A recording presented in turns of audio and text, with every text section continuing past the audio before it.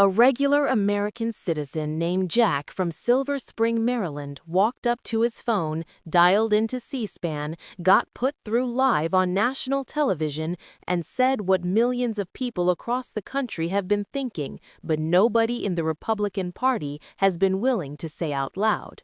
He told a sitting United States Congressman on the record in front of a live national audience that his party gave the power of the presidency to an insane, pedophilic serial killer. Then he got cut off, and the congressman did not deny it. That moment on March 25, 2026 is the one everybody is talking about, but it did not happen in isolation. It was part of a pattern of ordinary Americans, regular citizens with no political platform and nothing to lose, seizing unexpected moments to say directly to the faces of the powerful what the powerful have been carefully avoiding. And the reason these moments keep happening, the reason they keep going viral, the reason they keep resonating across the internet with millions of views is because they are connected to something real. The Epstein files, the allegations against Trump, and the growing feeling among millions of Americans that the entire political establishment is working overtime to make sure they never get a full accounting of what happened. Let us walk through the full picture. On March 25, 2026, Texas Republican Congressman Pete Sessions appeared on C-SPAN to take questions from the public. Sessions serves on the House Oversight Committee. He represents a solidly Republican district.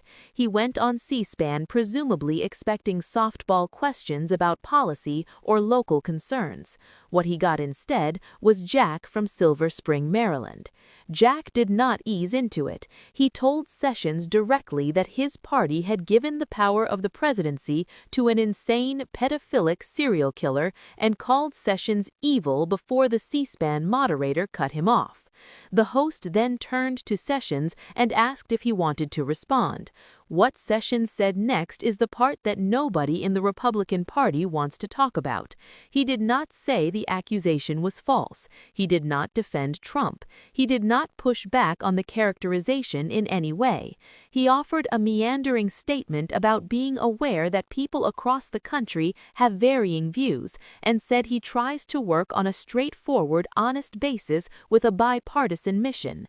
That was it, a sitting Republican congressman on national television responding to a caller who just called the President of the United States a pedophilic serial killer by essentially saying people have different opinions. That moment did not come out of nowhere. It came after months of escalating public fury over the Epstein files, over Trump's documented history with the convicted sex trafficker, and over allegations that have been sitting in FBI files and that the DOJ appears to have actively suppressed. Here is the documented background that every American needs to understand. Trump himself once called Epstein a terrific guy who likes beautiful women, and noted in a 2002 New York Magazine interview that many of them are on the younger side. There are multiple photographs of Trump, Epstein, and Ghislaine Maxwell together at Mar-a-Lago. Trump campaigned in 2024 on a promise to release the Epstein files if elected. Once elected, his administration fought the release for months until Congress passed the Epstein Files Transparency Act, which legally forced the DOJ to release the materials. Even then, the DOJ missed its 30-day deadline, released materials with heavy redactions, and has since been accused by Democratic members of Congress of deliberately withholding specific FBI interviews. The withheld FBI interviews are the center of the most serious allegation. An NPR investigation using document metadata found that more than 50 pages of FBI interviews and notes from conversations with a specific individual had gone missing from the public release of the Epstein files.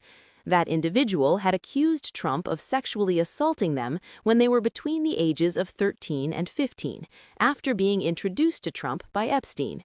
The same individual had made similar allegations in lawsuits against Epstein in 2019. Their information was part of the evidence relevant to the Ghislaine Maxwell trial.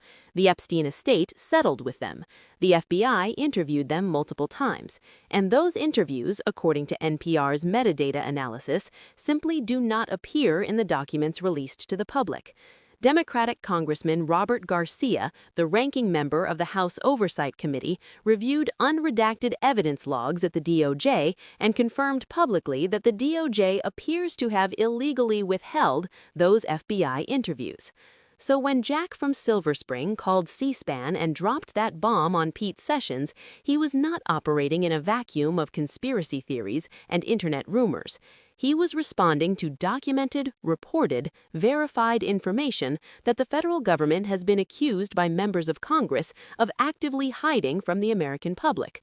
That is what makes these moments so powerful. They are not random outbursts. They are the sound of people who have been paying attention reaching their breaking point. And Jack was not the first. On January 13, 2026, Trump visited the Ford Motor Company's River Rouge plant in Dearborn, Michigan. A 40-year-old UAW Local 600 line worker named TJ Sabula had a different kind of moment. As Trump walked through the plant, Sabula called out from off-camera and called Trump a pedophile protector. Video captured Trump's response. He pointed at Sabula, mouthed an expletive twice, and gave the worker the middle finger as he walked away. White House Communications Director Stephen Chung called Sabula a lunatic who was wildly screaming expletives. Ford suspended Sabula without pay, but Sabula, speaking to the Washington Post afterward, said he had no regrets. He said, "Fate does not look upon you often, and when it does, you better be ready to seize the opportunity." He said he did. A fundraiser launched for Sabula raised over $700,000. The UAW issued a statement calling him a proud member of a strong and fighting union. The Democratic National Committee Chair Ken Martin said protecting pedophiles and flipping off American workers is not exactly the image a president wants coming out of a manufacturing plant visit. Representative Rashida Tlaib of Michigan pointed out that the worker could have said anything, but what he felt compelled to say in that moment was a specific accusation about the Epstein connection. She called Ford's suspension a message that employees cannot stand up for sexual abuse survivors. Then, on January 19, 2026, a BBC Radio 5 Live host named Nikki Campbell was doing a live discussion about Greenland and tariffs when a caller named Riley got through and, before Campbell could stop him, told listeners that Trump is a pedophile and a narcissist. Campbell cut the caller off immediately and said they could not have accusations like that. The BBC issued a statement calling the allegation unsubstantiated and inappropriate. Trump, who is currently suing the BBC over a different matter involving editing of a January 6th speech, was not pleased. 3 separate incidents, 3 separate ordinary Americans, a radio caller, a factory worker, and a C-SPAN caller. All of them said essentially the same thing. All of them said it directly to or in front of powerful people who represent the Republican Party. And in every single case, the Republican response was notably absent of a direct denial or defense. Pete Sessions talked about varying views. Ford suspended a worker. The BBC cut off a caller, but nobody stood up on camera and gave a clear, factual rebuttal to the underlying allegations about the Epstein files and what they contain. That silence is what keeps fueling these moments. When a government withholds FBI interviews, when a president fights the release of files he promised to release, when a congressman responds to a pedophile accusation by talking about bipartisanship, ordinary people notice, and some of them, when fate gives them a moment and a microphone, decide to use it.